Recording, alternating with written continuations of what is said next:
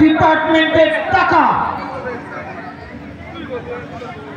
তখন হেডমাস্টার সঙ্গে ছিল আমাকে 30 বার। আমি সহকারী বলে আসি, আমাকে ডাকলেন, এই দেখ এদিকে লরিতে লিখলাম কেমন একটা কাগজ বললাম যে স্বাগত। আমি একটা কথা এদেরকে অন্তত বলবো যে বলার নেই, কিন্তু অন্তরে যে আমার সজাপ্ত বোধ, জাপ্ত অভিমান যেটাকে বলা হয়, সেটা যেন বজায় থাকে। এই জাপ্ত অভিমান বজায় রেখে সবাই সতর্ক থেকে, এমনি যারা যেদিকে আছেন, বিভিন্ন দিকে আছেন, তারা সংবিধান দেয়নি তো, ডক্টর বি.আর. আম্বেদকরের স্বপ্ন তো সফল হয়নি তো, সেই পুনঃচুক্তিতে তো সব শেষ হয়ে গেছে। যতটুকু আছে আমরা যে যেখানে আছি, সবার আগে আমাদের এটাকে মূল্য দিতে হবে, এটাকে মাথায় রাখতে হবে যে আমার যে স্বজাতির যে স্বার্থ, এটা যেন যতদূর পারা সম্ভব আমি কিন্তু রক্ষা করে যাব। যোগ্যতার হিসাবে রিজার্ভেশন আমি প্রশ্ন তুলি, অনেক জায়গায় সমালোচিত হই। বাম আমলে বোধহয় বাম 34 বছর বলা হয় না, 34 বছর ক্ষমতায় ছিল, 34 বছর ক্ষমতায় ছিল। আরে তৃণমূল কত বছর? 12 বছর, 12 আর 34 কত হয়? কত হয়? 12 আর 34 46 বছর বয়সে এই প্রথম একজন দলিত মহিলা গেলেন রাজ্যসভার টিকিটে। রাজ্যসভায় কোনো রিজার্ভেশন নেই, অতএব কোনো যোগ্যতা সম্পন্ন লোক নেই। কি সুন্দর কথা! এই প্রথম গেলেন, তাও মতুয়া ভোটের আকর্ষণে। মতুয়া ভোটগুলো নিতে হবে, তাহলে একটু রাজ্যসভায় ঠেলে দাও। এই 34+12 এর মধ্যে যেহেতু রিজার্ভেশন নেই, অতএব এদের কোনো স্থান নেই রাজ্যসভায়। এখানে যারা আছেন তারা বিবেচনা করবে। কতগুলো আপত্তিকর বলতে হবে, সত্যি কথা বলতে হবে। তো এবারে আসি আর কতগুলো কথা। Doctor B.R.. আম্বেদকর বলেছিলেন 1956 সালে বোধহয় মারা যান। এবার কথা হচ্ছে উনি দুটো কাজ করেছিলেন, যেটা বলা হয় যে সম্ভবত 1927 সালে, তখন তরুণ যুবক, এবং এখানে যারা আছেন, এখানে যদি কারো পড়া থাকে, আমি পড়েছি, আমি মনুসংহিতা পড়েছি, বাংলায় অনুবাদ পাওয়া যায়। সেই মনুসংহিতা যদি পড়েন কেউ, কঠোর শীতের মধ্যে গা গরম হয়ে যাবে, সহ্য করতে পারবেন না। মানে এমন সব লেখা, একদম ব্রাহ্মণ্যবাদের দলিল। ও পড়ে আর নিজেকে হিন্দু বলে মনে হবে না, যে কারণে তিনি বাধ্য হয়ে 1927 সালে সম্ভবত বহু লোক নিয়ে তিনি ওই জায়গায় 10,000 লোক ডেকে নিয়েছে, ওই জায়গায় মনুসংহিতা আগুন দিয়ে পুড়িয়েছিলেন। আগুন ধরিয়ে পুড়িয়েছিলেন। আপনার বাড়ি যদি থাকে সহ্য করতে পারবেন না, পোড়াই, এক্ষুনি পোড়াই যা লেখা। এবং সেটাই চলছে, সেটাই বেদ হিন্দু শাস্ত্রে। আমরা কি তাহলে হিন্দু নই? না, হিন্দু তো বলে না, এখনো হিন্দু তো বলে না, এখনো আমাদের তো কেউ হিন্দু বলে না। আজকাল একটা পত্রিকায় বেরিয়েছে, কদিন আগে পড়লাম, জনৈক হিন্দু ছাত্রের সঙ্গে দলিত ছাত্রের মারামারি। কি বুঝলেন আপনারা? মানে হিন্দু ছাত্রের সঙ্গে দলিত ছাত্রের মারামারি, মানে হিন্দু আর দলিত আলাদা। ভোটের সময় এক, সবাই হিন্দু। এই তো চলছে ভারতবর্ষ। আর পরবর্তীতে বলা হয় যে ডক্টর বি.আর. আম্বেদকরকে বলা হয় তিনি কেন হিন্দু ধর্ম পরিত্যাগ করে বৌদ্ধ ধর্ম গ্রহণ করেছিলেন। তাকে দোষারোপ করি, আমিও করি, অনেকেই করে, যে তিনি হিন্দু ধর্মে কেন রয়ে গেলেন না, যে আমাদের তো রিলিজিয়ান, আমরা নিজেই লেগে হিন্দুইজম। তাহলে ডক্টর বি.আর. আম্বেদকর তিনি কেন হিন্দু ধর্ম পরিত্যাগ করে বৌদ্ধ ধর্ম গ্রহণ করলেন, তার 6 লক্ষ অনুগামী নিয়ে? ভাবতে পারেন? 6 লাখ সংখ্যায় কত? 6 লক্ষ লোক নিয়ে হিন্দু ধর্মকে পরিত্যাগ করে তিনি বৌদ্ধ ধর্মে শরণাপন্ন হলেন। প্রথমে ভেবেছিলেন শিখ ধর্ম দীক্ষিত হবেন, শিখ, কারণ শিখ আর বৌদ্ধ এই দুটো ধর্ম অন্তজ শ্রেণীর মানুষ, দলিত শ্রেণীর মানুষ, তাদের আশ্রয়স্থল। পরবর্তীকালে তিনি অনেক জায়গায় যোগাযোগ করলেন, যোগাযোগ করে তিনি বৌদ্ধ ধর্মে দীক্ষিত হলেন। উপায় কি? মনুসংহিতা খুলে বের করুন, আপনারা মনে হবে আজকে থেকে আর হিন্দু ধর্মে নই আমি। তো এই অবস্থার মধ্যে দাঁড়িয়ে আমাদের চলতে হবে। এখন বলবেন আচ্ছা বিশ্বাস করছি সুভদ্রা রাত হয়ে যাচ্ছে। আরেকটা জিনিস, অনেকের আপনার মনে হবে আমরা স্বাধীন হয়েছি। আমি প্রশ্ন করছি এখানে যারা আছে সুধীজন, অধ্যাপক 2-3 জন বসে আছে, আমি যদি প্রশ্ন করি যে আমরা স্বাধীন তো, উত্তর কি দেবেন? ভারতবর্ষ স্বাধীন কিসের থেকে স্বাধীন? ভারতবর্ষ ইংরেজদের হাত থেকে স্বাধীন, মানছি, কিন্তু ভারতবর্ষ স্বাধীন কে বললো? স্বাধীন তো নয়। আমার শিক্ষার স্বাধীনতা নেই, অন্যের স্বাধীনতা নেই, বস্ত্রের স্বাধীনতা নেই, এগুলো তো আছে, কিন্তু আমার সামাজিক ন্যায়, সামাজিক স্বাধীনতা, এটা 2024 সাল, 23 সালে তো ঘটনা ঘটছে। এই তো মাস 2 আগে কাগজে পড়লাম। আমাদের এখানে যেমন আমরা বিয়ে করতে যাইটাই আগে ছিল মোষের গাড়ি, গরুর গাড়ি, এখন পাকা রাস্তা হয়েছে, এখন আমরা সব কিসে যাচ্ছি, এখন একটু গাড়ি গাড়ি যাই, 4 চাকায় যাচ্ছি। তা ওদের ওখানে কি ঘোড়ায় চড়ে বিয়ে করতে যায়? কারা যাবে বিয়ে করতে? ঘোড়ায় চড়ে বিয়ে করার শখ হয়েছে, পিটিএ মেরে ফেলে দেবে। দলিত সমাজের কেউ যদি এখনো যদি 2024 সালে যদি ঘোড়ায় চড়ে বিয়ে করতে যায়, তাকে নামিয়ে তারপরে পিটিয়ে মারবে। অবিশ্বাস্য মনে হচ্ছে, এটা এখনো চালু রয়েছে। গতবার এক স্কুলের ঘটনা, সেই ডক্টর বি.আর. আম্বেদকর নিয়ে বলে গেলেন যে ওনাকে জল খেতে দিতেন না, ওনার জন্য আলাদা জল, পিয়ন এসে জল ঢেলে দেবে, এরকমভাবে জল ঢেলে দেবে, তবে ডক্টর বি.আর. আম্বেদকর জল খেতে পারবেন। মানে উঁচু করে জল ঢেলে দেবেন, no pure no water, pure নাই, পানি নাই। এখনো তো আছে, এখনো তো চলছে। আমাদের এখানে প্রকোপ কম। যে ভারতবর্ষে কতগুলো ভিন্ন ভিন্ন ধর্মের লোক এসছে, ধর্ম এসছে, এবং এই ধর্মের প্রসারতার জন্য সর্বপ্রথম দায়ী হচ্ছে এই ব্রাহ্মণ্যবাদ। বৌদ্ধ ধর্মের প্রসার ঘটেছে, আকাশ থেকে তো কেউ পড়ে না। বৌদ্ধ ধর্মের প্রসার ঘটেছে এখান থেকে যে যে ক্রমাগত লাইন দিয়েছে। তারপরে কি এসছে? শিখ, তারপরে মুসলমান, তারপরে কি এসছে? কারা এসছে? খ্রিস্টান। এই যে আমাদের যে জঘন্য প্রথাগুলো আমাদের দেশে ছিল, কিছু কিছু বলতে হয়, অনেক সময় লাগে। এই যে বামন্ত সতীদাহ ছিল, এটা মনে সবাই জানেন, সতীদাহ প্রথা ছিল 1829 সালে রাজা রামমোহন রায়ের চেষ্টায়। যদি ইংরেজ না আসতো, যদি ইংরেজ না আসতো হতো কি? সতীদাহ প্রথা তো এখন থাকতো, এখনো তো থাকতো সতীদাহ প্রথা। যদি লর্ড উইলিয়াম বেন্টিং যদি কলমের এক খোঁচা না দিতেন যে আজ থেকে ভারতবর্ষে সতীদাহ প্রথা বন্ধ,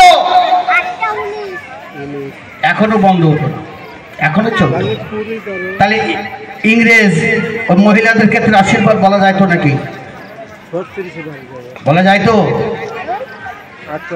নেক্সট যাচ্ছি দক্ষিণ ভারতে, যেটা আন্দোলন হয়েছিল, বিরাট আকারের আন্দোলন, দক্ষিণ বা সমগ্র দক্ষিণ ভারত, যেটাকে বলা ওখানকার ভাষায় বলা হয় মুলাক্কারাম।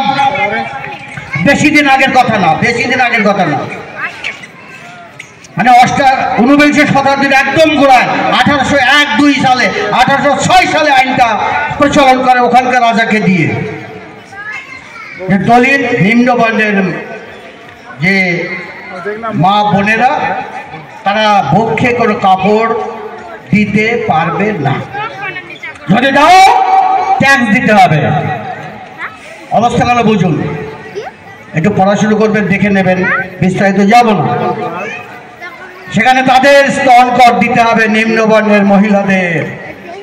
সেটা 1858 সাল, যেটা সিপাহী বিদ্রোহের পরবর্তীকালে সেটা ইংরেজ আইন করে বন্ধ করে।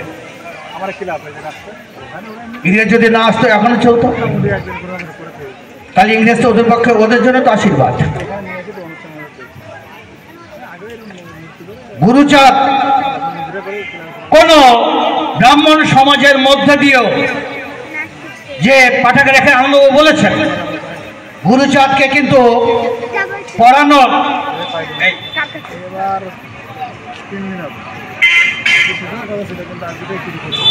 গুরুচাঁদ ঠাকুর তারও কিন্তু যেমন বলেছেন এখানে যে ডক্টর বি.আর. আম্বেদকরের শিক্ষা কিন্তু সাধারণ পাঠাগারে হয়নি। গুরুচাঁদের শিক্ষা কিন্তু সাধারণ কোনো হিন্দু পাঠাগারে হয়নি। হয়েছে কোথায়? বক্তব্যে।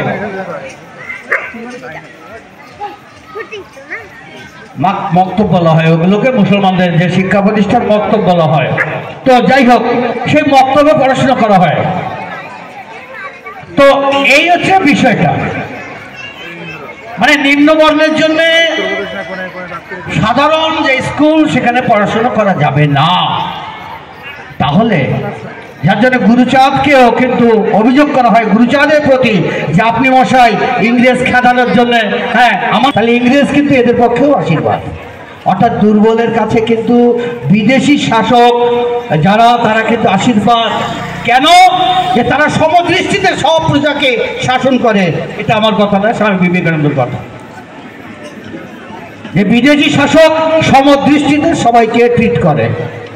কিন্তু আমাদের এখানে যে ব্রাহ্মণের সমাজের চতুর্বর্ণ যে সমাজ, যেটা কর্মের ভিত্তিতে যেটা ভাগ হয়েছিল, সেই কর্মের ভিত্তিতে কিন্তু এখন আর নেই। খুব লম্বা চওড়া বলে গেছেন শ্রীকৃষ্ণ একদম গীতায়, চাতুর্বর্ণ মায়া সৃষ্টং গুণ ও কর্ম বিভাগ অসা। গুণ এবং কর্মের দ্বারা তুমি বিভাগ করে নিয়ে গেছে। বাস্তব কি তাই? না, এখনো দেখবেন সেই গুণ এবং কর্মবাদ। আগে ছিল এগুলো, বৈদিক যুগে এগুলো ছিল। ভালো কাজ করলে শূদ্র সে যেতে পারত, শূদ্র সে কিন্তু প্রমোশন হতো, উত্তরণ করাতো, সে শূদ্র ব্রাহ্মণের তো উন্নীত হতে পারত। আবার যিনি ব্রাহ্মণ অপকর্ম করলে তাকেও তারও ডিমোশন হতো, নামিয়ে দিত। কিন্তু পরবর্তীতে এই যে আপনার যে মনু সংহিতা, মনু এমন সংহিতা করে দিয়ে গেলেন, না ওটা বাদ দিয়ে যত খুশি যাই অপকর্ম করো, ব্রাহ্মণ ইজ ব্রাহ্মণ, শূদ্র ইজ শূদ্র, যার জন্য এই অবস্থা। তো যাই হোক, বক্তব্য দীর্ঘায়িত করবো না, তন্ময় ঘড়ি দেখছে, ওর মুখে দু একটা কথা শুনবো। তা যাই হোক, আমি অনেক কথা বললাম। তো আমার মেলায় রীতিমতন আপনাদের সামনে এই যে মঞ্চ, চাঁদের হাট বসেছে, চাঁদের হাট। কিছুক্ষণ আগে রাষ্ট্রপতি পুরস্কার প্রাপ্ত শিক্ষক অশ্বিনী কুমার সরকার মহাশয় তিনি ভাবগম্ভীর বক্তব্য রেখে গেছেন। মঞ্চে উপবিষ্ট আছে আমার বাংলা বিভাগেরই শিক্ষক, একসময় সিনিয়র ছিলেন, সম্মানীয় আনন্দ বিশ্বাস মহাশয়। যখন আমি শিক্ষকতায় যোগদান করি, আমার প্রান্তীয় ছাত্ররা তোমরা যারা রয়েছো, আমি তোমাদের কথা বলছি, তখন আনন্দবাবুর নাম কিন্তু চারিদিকে ছড়িয়ে পড়েছিল। অত্যন্ত ভালো ক্লাস করতেন, সুবক্তা পাঠী, আমার শ্রদ্ধা নেবেন আপনি। দাদা বলেই ডাকি, স্কুলের ভারপ্রাপ্ত শিক্ষক নিখিল রঞ্জন তালুকদার মহাশয় আমাদের অভিভাবকও বটে, আমাদের পথে দিশানাও দিয়েছেন। আজকে এই মঞ্চে আপনাকে আমার শ্রদ্ধা জানাই। আমার ছাত্র তন্ময়, বয়সে আমার অনেক ছোট, তোমরা যারা দেখছো ছেলেরা, এটা তোমাদের জানা দরকার। বাবা সাহেব আম্বেদকরের শিক্ষায় দীক্ষায় দীক্ষিত, তার নীতি আদর্শে আমরা সমৃদ্ধ হয়েছি। আর যারা উত্তরাধিকারী শিক্ষায় দীক্ষায় বড় হয়েছে, তাদের চেনা দরকার। তন্ময় বিশ্বাস একটু উঠে দাঁড়াবো, প্রতিষ্ঠিত কবি।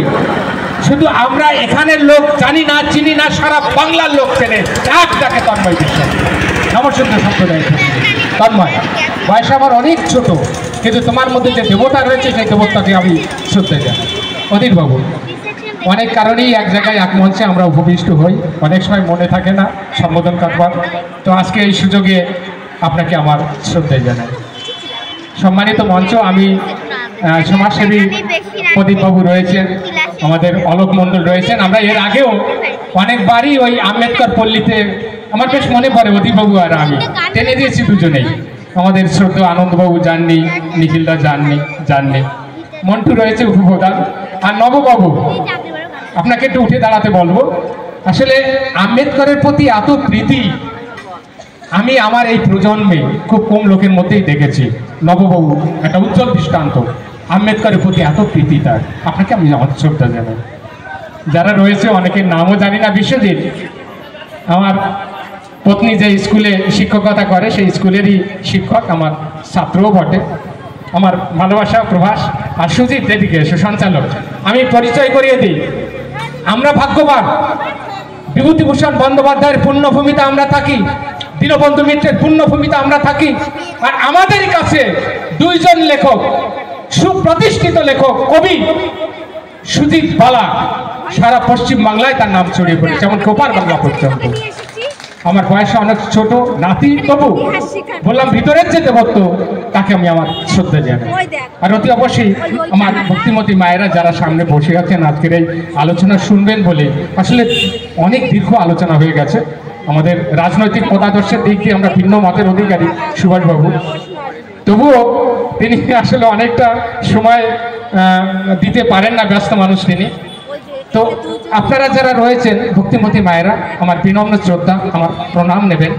আর আমার প্রাণপ্রিয় ছাত্ররা, তোমরা আমার বুক ভরা ভালোবাসা, প্রাণ ঢালা আশীর্বাদ, শব্দযাত্রের মাধ্যমে যতদূর আমার এই শব্দ যাচ্ছে, প্রত্যেককে ব্যক্তিগতভাবে আমার পক্ষ থেকে শুভেচ্ছা অভিনন্দন জানাই। এমন মহতী একটা সভায় আর এমন জ্ঞানীগুণী সমাবেশের মধ্যে বক্তব্য রাখার একটা সুযোগ পেয়েছি, সত্যি আমি গর্বিত।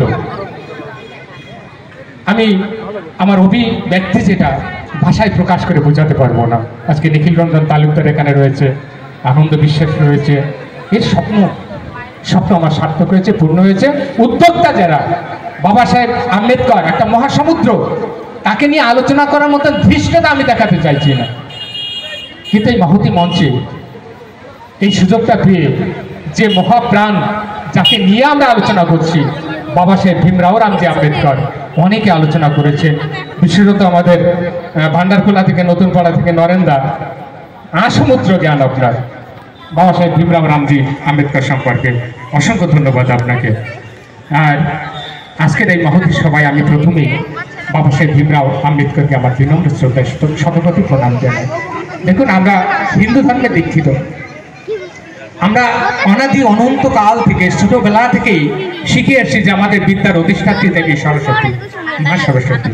আজকে যদি সেই সম্পর্কে কোনো কথা বলতে যাই, হয়তো বিতর্কিত কথা হয়ে যাবে। আমরা কি স্কুলেও যদি বলি যে বাবা সাহেব আম্বেদকর তার জন্য দেশ ভাগ হয়ে গেছে, সেটাও বিতর্ক, আমি বলতে পারবো না। আমি নমশূদ্র মানুষ, আপনারা যারা শুনছেন নমশূদ্র মানুষ, হয়তো অন্য বর্ণের লোক আছে, যেটা বাস্তব সত্য সেই কথা বলায়ও কিন্তু আমার জিভ কাটার একটা সম্ভাবনা রয়েছে। বিদ্যার অধিষ্ঠাত্রী দেবী সরস্বতী মা, আজন্ম ধরে সেই মণ্ডপের সামনে আমরা বই রেখেছি, খাতা রেখেছি, কলম রেখেছি, মা বিদ্যা দাও, মা বিদ্যা দাও। কিন্তু কাদের বিদ্যা দিয়েছে? মা ওই বিদ্যা দিয়েছে বর্ণবাদীদের, বর্ণবাদীদের বিদ্যা দিয়েছে। আর সেখানে বাবা সাহেব ভীমরাও আম্বেদকর আর অতি অবশ্যই নিখিল রঞ্জন তালুকদার যাকে বলেছে, তাকেও এই সবাই আমি আমার শতকোটি প্রণাম জানাই, প্রতি পাবন শ্রী গুরুচাঁদ ঠাকুর মহাশয়কে। কেন জানো? কারণ এই যে যাকে বিদ্যার অধিষ্ঠাত্রী ভেবেছি, যার সামনে বই রেখেছি, কলম রেখেছি, মা আমাকে বিদ্যা দাও, সরস্বতী মা আমাকে বিদ্যা কমল লোচনে বারবার উচ্চারণ করেছি, সেই মা বিদ্যা দেওয়ার বেলায় পক্ষপাতিত্ব করেছে, বিদ্যা দিয়েছে ব্রাহ্মণ জাতিকে। আর আমাদের চোখ খুলে দিয়েছে বাবা সাহেব ভীমরাও আম্বেদকর আর অতি অবশ্যই গুরুচাঁদ ঠাকুর। গুরুচাঁদ ঠাকুর, সরস্বতী মা যদি বিদ্যার অধিষ্ঠাত্রী দেবী হয়, আমি বলছি আমরা যারা নমশূদ্র, দলিত, দিক্ত, সিক্ত, বঞ্চিত মানুষ, আমাদের বিদ্যার দেবতা, দেবদূত হলেন অতি অবশ্যই বাবা সাহেব ভীমরাও আম্বেদকর আর গুরুচাঁদ ঠাকুর। আজকে বহু বক্তা এখানে বিদগ্ধ বক্তা রেখে বক্তব্য রেখেছে, বহু সমস্যার কথা উল্লেখ করেছে, কিন্তু পরিত্রাণের কথা কিছুই বলেনি। প্রজন্ম তোমরা কিভাবে প্রতিবাদ করবে যদি এমন অবস্থা আবার আমাদের সামনে দাঁড়ায় যে কারো জিভ কেটে নিয়ে যাচ্ছে, জিভ কাটছে। মনুসংহিতায় পরিষ্কার বলা আছে, নিখিলবাবু এগোলেন গেলেন, কিন্তু মনুসংহিতায় লেখা কি আছে ভুললেন না। কি বলা আছে জানো? মনুসংহিতায় পরিষ্কার বলা আছে, যে অপরাধী অপরাধ করবে, যে অঙ্গ দিয়ে অপরাধ করবে, সেই অঙ্গকে শাস্তি দিতে হবে। আমি ধরে নিলাম আমি একজন শূদ্র, আমি দলিত, আমি অপরাধ করেছি, আমি আমার যৌনাঙ্গের সাথে অপরাধ করেছি, অতি অবশ্যই যৌনাঙ্গকে কেটে ফেলা হবে। আমি হাত দিয়ে অপরাধ করেছি, আমার হাত কেটে ফেলা হবে। আমি মাথা দিয়ে অপরাধ করেছি, আমার শিরচ্ছেদ করা হবে। পা দিয়ে অপরাধ করেছি, আমার পাকে কেটে ফেলা হবে। মনুসংহিতা। বাবা সাহেব ভীমরাও রামজি আম্বেদকর দেখলেন আরো বিচিত্র কি বিধান, সেখানে বলা আছে যারা দলিত শূদ্র তারা অপরাধ করলে তাদের এইভাবে শাস্তি দিতে হবে। কিন্তু যারা এই বই লিখেছে, এই বইয়ের যারা নীতি আদর্শকে বহন করছে, এই সমাজে বিভাজন তৈরি করেছে, উচ্চ বর্ণের বর্ণবাদী মানুষ, তারা যদি এই অপরাধ করে তাদেরকে শাস্তি দেওয়া যাবে না। ভাবা যায় বাবা সাহেব ভীমরাও আম্বেদকর গর্জে উঠেছিলেন তার বিরুদ্ধে, এবং একদিন ওই মনুসংহিতা বন্যী উৎসব তিনি পালন করেছিলেন, বইকে পুড়িয়ে দিয়েছিলেন। খুবই ভালো লাগলো যে নিখিলবাবু যোগেন মণ্ডলের কথাটা তুলেছিলেন। ভাগ্যের কি অদ্ভুত পরিহার জানো, বাবা সাহেব ভীমরাও রামজি আম্বেদকরকে 6 ভোটে এখান থেকে জিতিয়ে নিয়ে গেলেন, আনন্দবাবু বললেন। কিন্তু এটা মাস্টারমশাই যদি বলতেন ভালো হতো যে কি পরিণতি তার জীবনে হয়েছিল। একটা সময় 1947 সালে আমরা 4টে জেলা নিয়ে যোগেন মণ্ডল এই ভারতবর্ষের সঙ্গে যুক্ত হবে না কি করবে এই নিয়ে যখন সংশয় ছিলেন, সেই সময় তিনি দিল্লি গেলেন। ভারতবর্ষের প্রথম প্রধান রাষ্ট্রপতি রাজেন্দ্র প্রসাদ, প্রথম প্রধানমন্ত্রী জওহরলাল নেহরু, তারা উচ্চ বর্ণের মানুষ মঞ্চে বসে আছে, নিম্ন বর্ণের মানুষ যোগেন্দ্রনাথ মণ্ডল তিনি গেলেন, তাকে মঞ্চে এক আসনে বসতে দেওয়া হলো না, দূরে নিচে বসতে দেওয়া হলো। ওই অবস্থায় তিনি পাকিস্তানে গেলেন। পাকিস্তানের প্রধানমন্ত্রী লিয়াকত আলী জিন্না সাহেব ওরা তাকে বুকে টেনে নিলেন, ভাই চলে এসো, ভাই চলে এসো। আমি আপনাদের কাছে প্রশ্ন করছি, দলিত শূদ্র প্রতিনিধি যোগেন্দ্রনাথ মণ্ডল কি সিদ্ধান্ত নেবে? ওকে ভারতের সঙ্গে যোগ দেবে নাকি পাকিস্তানের সঙ্গে যোগ দেবে? যে বাবা সাহেব আম্বেদকরকে জিতিয়ে নিয়ে গণপরিষদের সদস্য করেছিল, আর সেই সদস্যের জন্য আজ আমি কৃষ্ণপ্রসাদ শিক্ষকতা করছি, অধীর রায় এখানে অধ্যাপনা করছে, তন্ময় বিশ্বাস অধ্যাপনা করছে, সেই বাবা সাহেব আম্বেদকরকে যিনি জিতিয়ে দিয়েছিলেন যোগেন মণ্ডল, তার পরিণতি কি হলো? যোগেন মণ্ডল স্বাধীন পাকিস্তানের প্রথম আইনমন্ত্রী, আর স্বাধীন ভারতবর্ষের প্রথম আইনমন্ত্রী বাবা সাহেব আম্বেদকর। তিনি একদিন একটা উক্তি করেছিলেন যে আমি পাকিস্তানের সঙ্গে যোগ দেবো কেন? কারণ ব্যাড ব্রাহ্মণের চাইতে ব্যাড মুসলমান অনেক ভালো, ব্যাড ব্রাহ্মণের চাইতে ব্যাড মুসলমান অনেক ভালো। উচ্চবর্ণের লোকেরা ভোলেনি। পাকিস্তানে গেলেন, পাকিস্তানের প্রথম আইনমন্ত্রী, যখন বিধর্মী বিভাষী ওই পাকিস্তানি মুসলমানরা যোগেন মণ্ডলের উপর অত্যাচার শুরু করলো, এমন অত্যাচার যে বাড়ির মেয়েদের বলপূর্বক ধর্মান্তরণ করা এবং তাদেরকে বিবাহ করা, এই অত্যাচার তিনি যখন সহ্য করতে পারলেন না, তিনি দিল্লি ফিরে এলেন। যোগেন মণ্ডল নমশূদ্র, যোগেন মণ্ডল, এইবার ব্রাহ্মণরা তাকে নিয়ে পরিহাস করা শুরু করলেন। ব্যাড ব্রাহ্মণের চাইতে নাকি ব্যাড মুসলমান ভালো। দুর্ভাগ্য কোথায় জানেন? সেদিন আমাদের মধ্যে শূদ্র প্রতিনিধিও যারা ছিল, একজন লোক যোগেন মণ্ডলের পক্ষে দাঁড়ায়নি, এবং কোনোদিনও যোগেন মণ্ডল রাজনৈতিক যে জায়গা, সেই জায়গাটা পর্যন্ত পায়নি। আজ বলতে দ্বিধা নেই, উচ্চ বর্ণ তথা বর্ণবাদীদের যে অত্যাচার, সেই অত্যাচার বহু দূর বিস্তৃত রয়েছে, যা আমরা নীরবে সহ্য করেছি, আমরা প্রতিবাদ করিনি। প্রতিবাদ করতে গেলে আমার সম্প্রদায়ের লোক আমাকে সমালোচনা করবে। আমি বলছি, বামপন্থী আমলে যখন কান্তি বিশ্বাস শিক্ষামন্ত্রী হয়, দাদা উচ্চবর্ণের মানুষ কি বলেছিল যে একজন নমশূদ্র মানুষকে শিক্ষামন্ত্রীর দায়িত্ব দেওয়া যাবে না, এই মঞ্চে দাঁড়িয়ে বলছে, এই কথা বলেছিল চন্ডালে। হ্যাঁ, এই কথা পর্যন্ত আলোচনা হয়েছে, কিন্তু দুর্ভাগ্য কি সবই বুঝি। আজকে বিদগ্ধ আনন্দবাবু বললাম বাগ্মী, আমি যখন কথা শুনতাম স্তব্ধ বিস্ময়ে হতবাক হয়ে যেতাম। দারুণ বলে নিখিলদা, ঘন্টার পর ঘন্টা বক্তব্য রাখতে পারি, কিন্তু সমাজ পরিবর্তনের ক্ষেত্রে এই সূত্র এই দলিত সম্প্রদায়ের উপর যদি অত্যাচার নেমে আসে, সেই প্রতিবাদ করার জন্য যে সংগঠনের সঙ্গে যুক্ত হওয়া দরকার, সংগঠনের হয়ে প্রতিবাদ করার দরকার, সেই জায়গায় কিন্তু আমাদের সংখ্যা একেবারেই কম। খুঁজতে গেলে প্রদীপ, খুঁজতে গেলে অধীর, খুঁজতে গেলে আমি, খুঁজতে গেলে সুভাষ কয়জনই মাত্র আছে। অথচ রাজনৈতিক দিক দিয়ে মতাদর্শগত একটা বিভেদ রয়েছে। এই মহামানব ছোটবেলায় যখন স্কুলে গেছে অর্ধনগ্ন অবস্থায় ক্লাস করতে হয়েছে তাকে, অর্ধনগ্ন, বৃষ্টির দিনে পালা করে স্কুলে গেছে। তবুও তীব্র প্রতিকূলতার ভিতর দিয়ে সে বিদ্যা শিক্ষা অর্জন করেছে, প্রাথমিক শিক্ষা অতিক্রম করেছে। আর প্রাথমিক বিদ্যালয়ের যে অভিজ্ঞতা, কি নারকীয় অভিজ্ঞতা বলেছেন। আমি নহাটা উচ্চ বিদ্যালয়ে যখন শিক্ষকতা করি, বিজুল বাবুর মুখে প্রথম আমি এই কথাটা শুনেছিলাম যে নো পিওর নো ওয়াটার, মানে মাহার সম্প্রদায়ের মানুষকে উচ্চমানের মানুষ জল দেবে না, মানে উপর থেকে জল ঢালতে হবে, নিচে হাত পেতে জল খাবে, জল দেবে না, নো পিওর নো ওয়াটার। এহেন ব্যক্তি। তবে এটা ঠিক যে সময় পরিবর্তন ঘটেছে, সময় পরিবর্তন হয়েছে, এখন এই বিভেদটা আর অত আমরা দেখি না। সেই সময়ও বাবা সাহেব ভীমরাও আম্বেদকর চাইতেন যে সমাজের মধ্যে এই যে বিভাজন বিভেদ এটা মুছে যাক। ভালো মানুষও আছে। ওই প্রাথমিক বিদ্যালয়ে মহাদেব আম্বেদকর নামে এক মাস্টারমশাই ছিলেন, তিনি উচ্চবর্ণের লোক ছিলেন।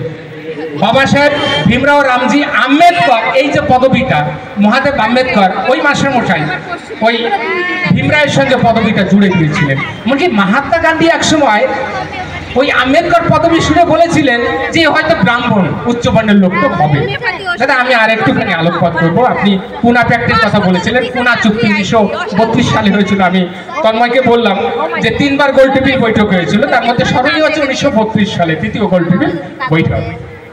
ডুয়েল ভোট, যেখানে মুসলমানদেরকে 2টো করে ভোট দেওয়ার অধিকার দেওয়া হয়েছে, শিখদেরকে 2টো করে ভোট দেওয়ার অধিকার রয়েছে। বাবা সাহেব ভীমরাও আম্বেদকর, আমরা যারা বঞ্চিত, শোষিত, রিক্ত, সিক্ত সম্প্রদায় দলিত, আমাদেরও 2টো ভোট আদায়ের জন্য উনি আন্দোলন করছেন। দ্বিতীয় গোলটেবিল বৈঠকে তোলা হলো যে এদেরকেও 2টো ভোট দিতে হবে। এবং ইংরেজ প্রশাসন তৎকালীন স্বীকৃত হলো। কেন? যে মুসলমানরা যদি 2টো ভোট দিতে পারে, শিখরা যদি দিতে পারে, তাহলে দলিতরা কি অপরাধ করেছে, ওরাও 2টো ভোট দেবে। গান্ধীজি বিপাকে পড়ে গেলেন। এই তো মহা বিপদ। যাদের এতকাল হরিজন করে রেখেছি, মানে চণ্ডাল করে রেখেছি, চণ্ডাল, এতদিন যাদেরকে দাস করে রেখেছি, মানে এই 3 বর্ণের পদসেবা করবে, তারা যদি যাতে উঠে যায়, তাহলে আমাদের সেবা করবে কারা? মহা বিপদ। ভাবুন একবার। এহেন মহাত্মা গান্ধীর সম্বন্ধে আমি বিরূপ কথা বলতে পারবো না। আমার প্রজন্ম ছাত্র তোমরা যারা আছো, তোমাদের আমি শেখাতে পারবো না, সেটা আমার অপরাধ। তার জন্য কি হয়েছে একবার দেখো। উনি কি করলেন? ওনার ব্রহ্মাস্ত্র প্রয়োগ করলেন। কিসে ব্রহ্মাস্ত্র? অনশন। যখন সুযোগ পেয়েছে অধিকার আদায়ের জন্য অমনি না খেয়ে পড়ে থাকো, পেট শূন্য করো। চলে এলেন পুনায় জেলে বসে উনি আবারও অনশন শুরু করলেন। যতক্ষণ না বাবা সাহেব ভীমরাও আম্বেদকর তার দাবি প্রত্যাহার করছে, ততক্ষণ আমি আবারও অনশন করবো, যতক্ষণ দেহ প্রাণ আছে। নাটক কিনা জানি। বাবা সাহেব দেখলেন বিপদ। মাত্র 15% লোক দেশ শাসন করছে, আমরা 85% লোক। আমাকে মহাত্মা গান্ধীর কাছে যেতে হবে। জেলখানায় গেলেন। মহাত্মা গান্ধী বেশ নরম কণ্ঠে বললেন, ভীমরাও তুমি যেটা করছো এতে বিভাজন তৈরি হবে, হিন্দুদের মধ্যে বিভাজন তৈরি হবে। বলে বাবা তা কি করে হয়? বিভাজন কেন তৈরি হবে? আমি আমার সম্প্রদায়ের একজনকে জিতিয়ে নিয়ে আসবো, আর যাকে ভালো লাগে তাকে আমি বলতাম। কিন্তু বিভাজনের কি আছে? এটা শিখরা করছে, মুসলমানরা করছে, আমাদের অসুবিধা কি? বলে না না, তুমি যদি এই দাবি প্রত্যাহার না করো তাহলে আমি অনহরে মরবই। আর উচ্চবর্ণের মানুষ কিন্তু মহাত্মা গান্ধীকে অন্ধভাবে সমর্থন করতেন।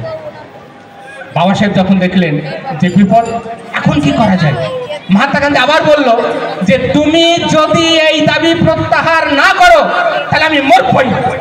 কি উত্তর দিয়েছিলেন জানো তোমরা? বাবা সাহেব উত্তর দিয়েছিলেন যে আপনি জাতির জনক, জাতির পিতা, লোক আপনাকে জাতির পিতা বলে। আজ এই রিক্ত সিক্ত বঞ্চিত জাতির জন্য যদি আপনি প্রাণ বিসর্জন দেন, এই রিক্ত সিক্ত জাতি আপনাকে লক্ষ্মীর আসনে বসিয়ে আপনার পুজো করবে। আমি এখানে বলে যাচ্ছি।